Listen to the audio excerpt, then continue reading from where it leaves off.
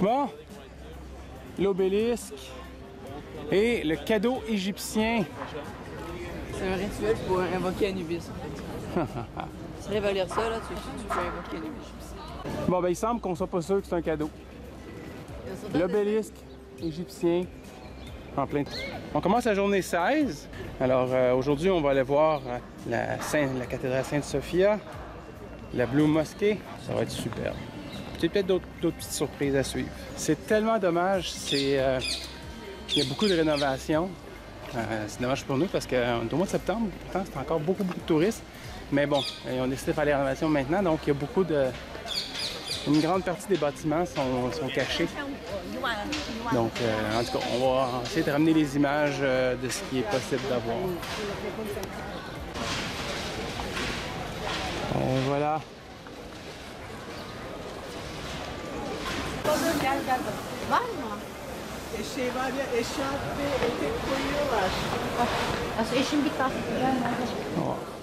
Voilà.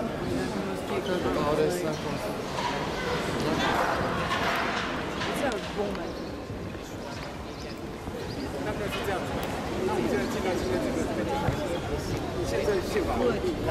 Après avoir s'être conformé aux règles, pas de souliers, hein? La petite musulmane.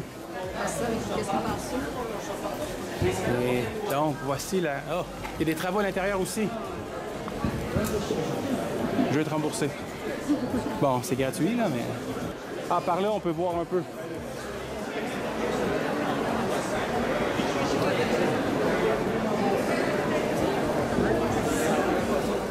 Ah, c'est dommage. J'aurais aimé vous montrer la beauté de la mosquée bleue. Quand c'est à la grandeur ouverte, comme ça. Toute l'impression, le feeling est pas là. C'était permis d'y aller avant. On pouvait la traverser.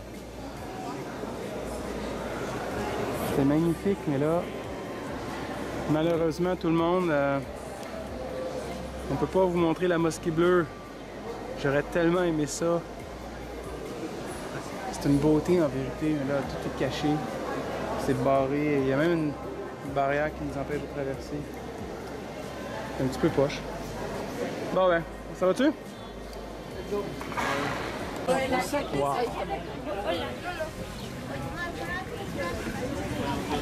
Regarde, c'est ça que ça donne. Yeah. Yeah, ils n'ont pas le droit. Ils n'ont pas le droit d'être là. Il y a une clôture. Ça.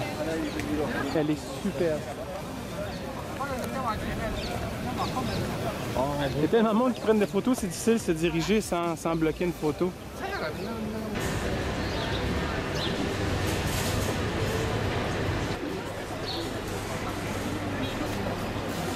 Ce bâtiment-là a toute une histoire. Ça a été une église. Après ça, après des conquêtes, ça a été une mosquée. Ils ont rajouté les minarets. Après ça, c'est devenu... ça a toujours été une cathédrale, en fait. C'est une église, mais une cathédrale, de type cathédrale. C'est devenu une mosquée. Ensuite, c'est redevenu, maintenant, comme aujourd'hui, une église. Ça a plus de 1500 ans d'âge.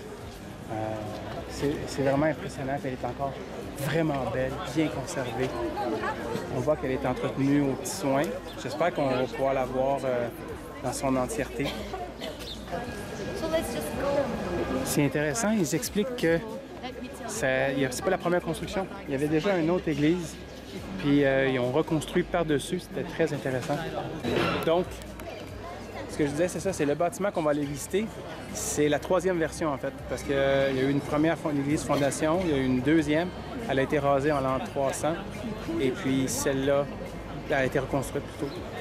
Et celle-là est construite en l'an 500 après Jésus-Christ. Donc, c'est un bon spot, je pense, même si ça se fait raser, ils la reconstruisent. Allons-y. On entre présentement dans l'église. C'est très... l'église cathédrale, évidemment, je veux dire. C'est très impressionnant. C'est très, très, très impressionnant. Wow!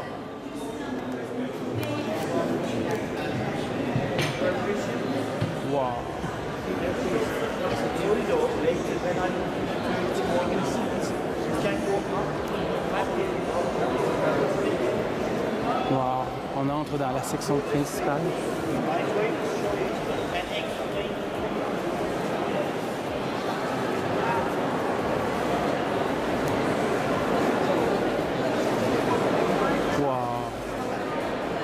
Dans le fond, Sainte-Sophie, c'est le troisième bâtiment du même nom au même endroit. La première fois, ils l'ont construit dans les années 300, vraiment longtemps. Elle a été détruite par le feu, elle a été reconstruite, elle a été redétruite par le feu. Donc celle-ci date des années 500. À l'époque, c'était la plus grosse église du monde. Ça a été la plus grosse bâtisse humaine du monde pendant un siècle et temps. Ça, c'est ce que notre guide nous avait dit à l'époque. Évidemment, Constantinople, c'était le siège de l'Empire romain de l'Est. C'est dans ce square-là ici qu'il faisait les couronnements des empereurs. Hey, il y a des empereurs là, qui ont marché juste là. Ouais, c'est très impressionnant comme bâtiment. On voit qu'encore une fois, ils sont en train de faire des restaurations. Ouais. Aussi bien que la première fois. Ouais, on était chanceux la première fois, hein?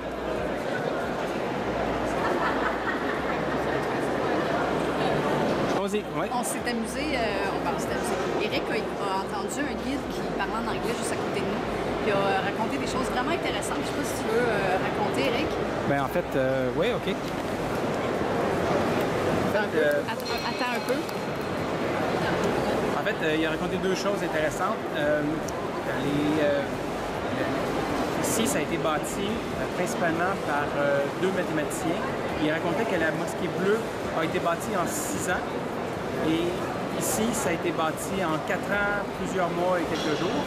Et aussi, ils ont utilisé des matériaux qu'on a commencé à utiliser plus tard pour les gratte-ciels, mais ici, ils voulaient la rendre, ils voulaient la protéger contre les tremblements de terre. C'était beaucoup ça qui les inquiétait. Alors, ils ont pris, au lieu de prendre juste de la brique avec du mortier, ils ont pris la brique, ils l'écrasaient en petites poussières, ils mettaient de l'eau, un paquet d'ingrédients qu'ils ne savent pas trop aujourd'hui, pour la rendre beaucoup plus collante. Donc maintenant, même si, je pense que l'an dernier, il y a eu un gros tremblement de terre, aussi qu'il y a eu comme 800 édifices qui se sont effondrés, ici, il n'y a même pas eu une trace de dommages. Donc, et aussi quand ils l'ont bâti, ah oui, ils doivent ça aussi, c'est un prototype, parce qu'il n'y a aucune autre cathédrale qui est bâtie avec la forme qu'elle a aujourd'hui. Supposément que quand ils ont commencé à penser à ça, ils nous disaient que c'était impossible à bâtir. Et ils doivent ce chef-d'œuvre-là à deux mathématiciens qui ont tout calculé au centimètre près la totalité du bâtisse. Chaque centimètre a été calculé. Donc, c'était très, très impressionnant. Et aussi, ils abandonnaient leur dieu païen pour bâtir une église qui était catholique. Donc, on voit des Jésus, des Maries, avec des anges. Mais ils disaient, si un dieu il échoue dans la protection, il dit on va cacher des symboles païens quelque part dans l'église. Et si on regarde bien, on peut trouver un trident, on peut trouver des dauphins, différents symboles. Comme ça, si un des dieux échoue à protéger, un autre dieu pourrait venir et protéger l'édifice.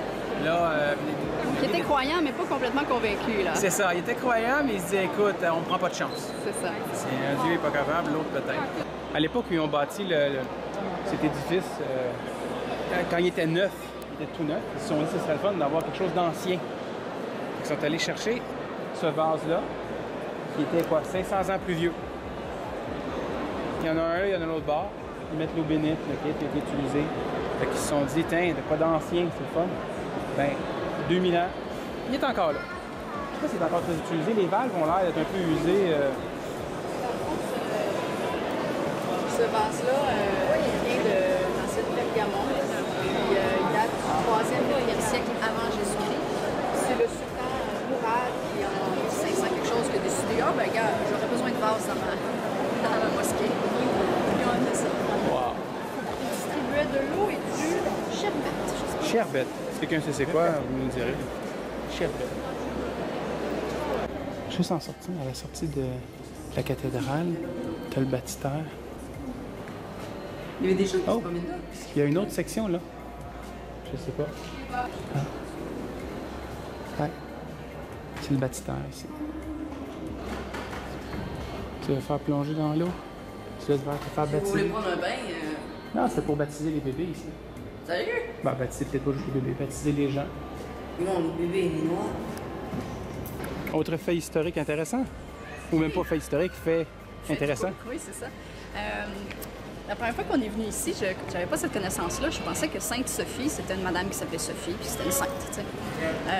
Mais en fait, Sophie, c'est par exemple, comme dans philosophie, ça veut dire la sagesse. Donc, c'est la sainte sagesse, tout simplement, ici, la basilique qui est dédiée à ça. Et non pas une madame qui s'appelle Sophie. C'est quoi ce gros-là? C'est le presbytère. Bon, on a décidé d'aller visiter la caserne, les citernes, tout ça. Les citernes, c'était la réserve d'eau de la ville. Regardez-moi ça. Tout ça, là, c'était rempli d'eau avant. Vous allez voir, là, c'est immense. C'était complètement rempli d'eau. Il y avait des escaliers, naturellement, pour l'entretien ou peu importe les besoins de l'affaire. Mais c'est vraiment impressionnant. Wow. Ça, c'est une citerne digne de ce nom. C'est à perte de vue. Ah oui. Et ce qui est important de savoir, c'est que ça a été bâti dans les années 500. Fait que ça aussi, ça a encore 1500 ans. Ça a encore 1500 ans. C'est en dessous de la ville.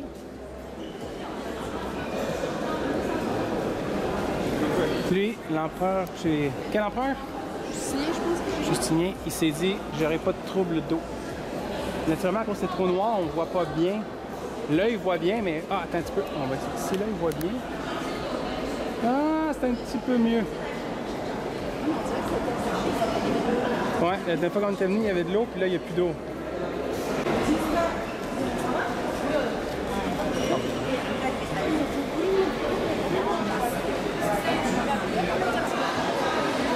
Ah ouais? Wish Pool. Ouais, il y a plein de scènes. Oui.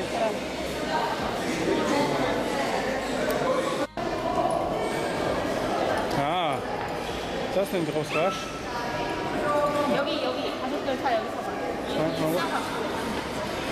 Ah. Bon, après ce qu'on a vu, on a décidé de... Écoute, après la citerne, la mosquée, la Sainte-Sophia, on a décidé d'aller dans un zoo, dans un safari. Et puis on est dans un centre d'achat. Le centre d'achat est assez intéressant. Regardez, ça c'est l'escalier juste pour arriver au deuxième. Puis quand tu arrives au deuxième étage, il y a un tramway dans le centre d'achat. C'est assez hot. À date, les Turcs ont le monopole du centre d'achat hot. Ah oui, à date, les Turcs, même sont meilleurs que les Américains. Ils ont un climat à la californienne en Turquie, hein, puis on dirait qu'ils sont plus vieux. Et qu'ils ont du stock, c'est assez hot.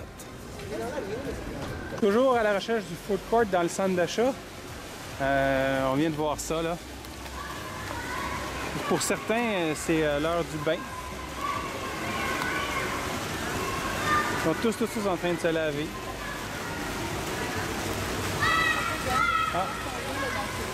Ah, peut-être, ouais. Ouais, il faut qu'on aille traverser le pont.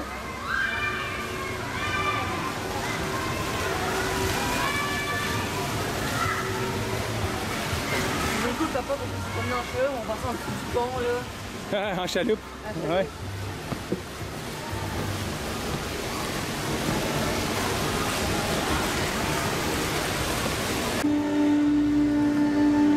C'est beau, hein? Un beau boa. Un red-tailed boa. Y a-tu la queue rouge? Oui, il y a la queue avec des teintes un peu rougeuses. Fait qu'on est à... C'est quoi, Jungle World ici? Comment on appelle ça? Jungle Istanbul, hein? Oui. À date, on a vu beaucoup de reptiles, on a vu des araignées, on a même vu une Goliath. Mais c'est toutes des versions bébés. Oui. Et lui, il est plus jeune. Lui, je crois que c'est un adulte. La plus grande espèce de boa constructeur. Puis, quand on est arrivé, il y avait la moitié du corps levé dans la vitre. Et check-moi la grenouille, toi. Ce grenouille-là peut manger tout ce qui passe à la gorge. Si ça arrive à attraper ça dans ta bouche, ça va l'avaler. C'est une tête avec un gros estomac. J'avais vu sur un forum Facebook qui a montré que son petit frère avait voulu donner un ami à sa grenouille Pac-Man, donc un crapaud quasiment aussi gros. Puis pour que la grenouille essaie de faire, c'est manger le crapaud. Mais puis ça a une force de mâchoire assez impressionnante. Genre, ça a attrapé la tête du crapaud, puis ça l'a pas fait une commotion, mais c'était pas genre, ça allait pas bien.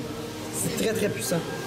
Comme gros de Fait qu'elle porte bien son nom. En plus, elle a l'air d'un Pac-Man. Ouais. Puis en plus, ça bouffe tout ce qui passe. Je pense que sa mâchoire, c'est une grosse mâchoire puissante avec un gros estomac. Ces poissons-là vivent depuis le temps des dinosaures. Ils ont vu les dinosaures. Eric, c'est quoi ton record, toi, de descente en plongée? 35 mètres. Bon, c'est sûr, tu es encore novice, mais quand même 35 mètres. Mais le record, c'est 380 mètres. Wow! Pierre. Oh, on rentre dans la bouche du requin.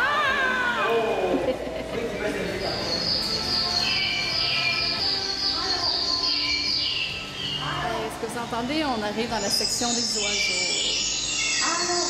Oh, est-ce que t'es beau, toi? Oui, on voit. Hey, qu'est-ce qu'on a ici? Des petits primates? Ouais, il y en a un qui fait les 100 pas. Ben cute, toi. Allez, ça joue. Viens ici, Chantal. Ah, il jouait. Eh oui. Le petit a envie d'en regarder. Wow!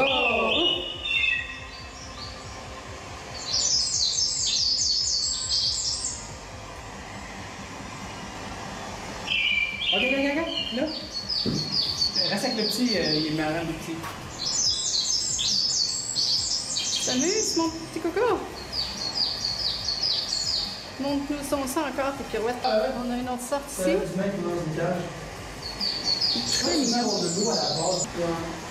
Vous avez vu, il y a une queue bleue en fait. Il y a des testicules bleus. Ouais, t'as raison. My God. Testicules bleus.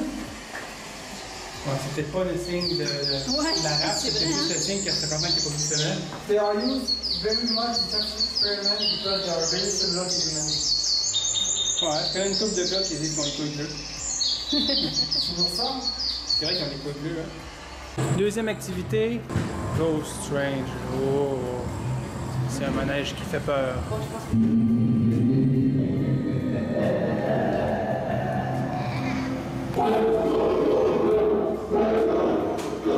Ça fait non. Comment t'as aimé le Zindan? C'était vraiment cool. C'est... On était collés comme ça. Ah oui? Quand il se fait affaire tout noir, on était là, oh non, c'est pas quoi la chambre? Et après, moi, j'ouvre les yeux. Ah, ok, c'est correct. C'était pas épeurant. Ok, fais-moi, c'est bon, pas con. C'est juste un peu stressant, mais c'était pas épeurant. C'est le fun. C'est juste vraiment cool, puisqu'il y avait vraiment de vraiment bons effets spéciaux. Le son, les images, tout arrivait au moment précis où les mécaniques s'activaient. C'est vraiment super bien fait. Est-ce que vous êtes fait arroser, vous autres? Ah ouais, moi j'ai vraiment aimé. T'es-tu fait arroser, toi? Non, Moi, c'est oui. pas que ça fait arroser. Ouais, ça. D'ailleurs, ça fait arroser? Ah ben ouais, en effet. Bon, maintenant, c'est le safari. Ouais, c'est un genre de truc laser, là, des chariots qui ont tiré sur des trucs. Je considère que ça vaut pas la peine qu'on filme ce coup-là, là, mais bon, on va filmer comme ça, là. Parce que j'ai planté, les gars, là, j'ai planté, là. C'est 51 même 000 points, 35 000 pour Xavier, bien joué. Puis les deux en arrière dans le 20 000, là. Bon, cette fois, on est dans un sous-marin, dans le fond, une expérience de réalité virtuelle de sous-marin. Fait que, on va voir ça de quoi ça va. Un petit, 3 minutes de réalité virtuelle sous-marine. Nous, on est allé se promener dans l'Atlantide. La première fois, à part Xavier, notre image était toute floue. On pensait que c'était juste la qualité du truc qui était mauvais. On a su à la fin, parce que le monsieur parlait pas anglais, fait qu'il y a d'autres gens qui nous ont dit qu'on pouvait l'ajuster. Fait qu'on l'a refait une deuxième fois, puis honnêtement, c'était vraiment bien. Là. Je nous prépare une gaufre, ce qui est vraiment très typique ici là, en Grèce, puis en Turquie, on voit ça partout, là, des échoppes de gaufre. Puis ici, on choisit tous les ingrédients qu'on veut avoir. Puis ils m'ont fait goûter à du chocolat à l'amande, c'est absolument délicieux. Donc, on a réussi à avoir les gaufres qu'on voulait. Est-ce que c'est bon, mon homme? Délicieux. C'est vrai que ça a l'air bon. Ça sent bon, on le sent, là, même plus loin, je suis ici, moi, puis je le sens. Ça sent bon. T'es fort de t'en passer. Ah, merci.